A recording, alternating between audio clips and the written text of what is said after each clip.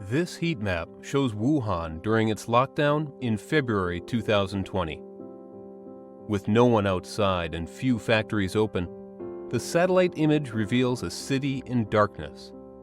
In the first quarter of 2020, the output growth of all industries in Wuhan sharply decreased, with one exception only: the local tobacco industry. People smoked more cigarettes, perhaps due to their anxiety or fears over the lockdown.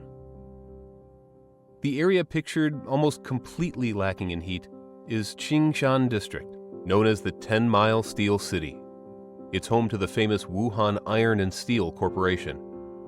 But by August, the industrial park significantly warmed up as it resumed operations. Another important industrial zone, Hanyang District, also slowly regained its former vitality. The output growth of Wuhan's industries dropped a huge 39.7% in the first quarter of 2020. The city reopened in April, but the figure was still negative 6.9% for 2020 and has not yet recovered to the 4.4% growth level of 2019. The tough journey of Wuhan's industrial recovery indicates a long and bumpy road ahead for the city's overall economy.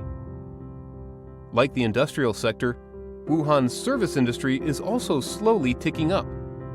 The number of orders placed by Wuhan's residents on the food delivery platform Ele.me has still not returned to pre-pandemic levels. In many ways, recovery in Wuhan has been more difficult than in other major cities in China. During the lockdown last year, Wuhan's residents were extremely worried about their food supply.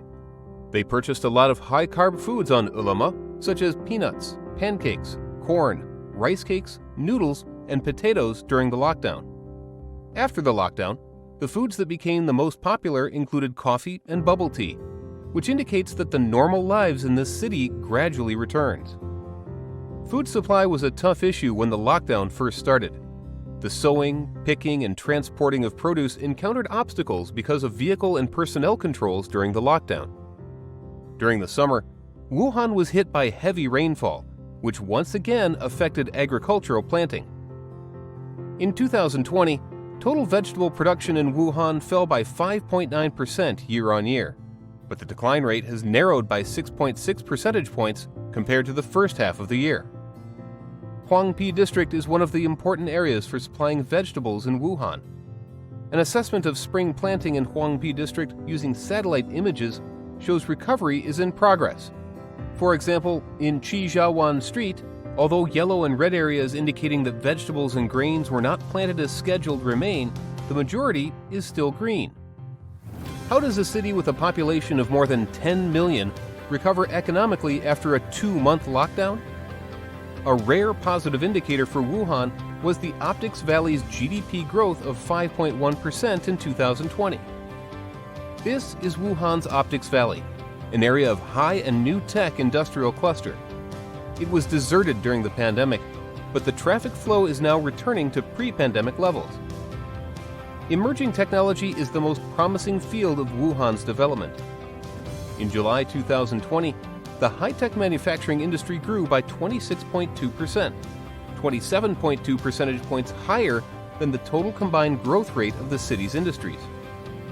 Wuhan's darkness on the satellite map at the start of 2020 represents the toughest time for China's economy. But its luminosity, which is increasing day by day, is also an indicator of China's brighter economic future.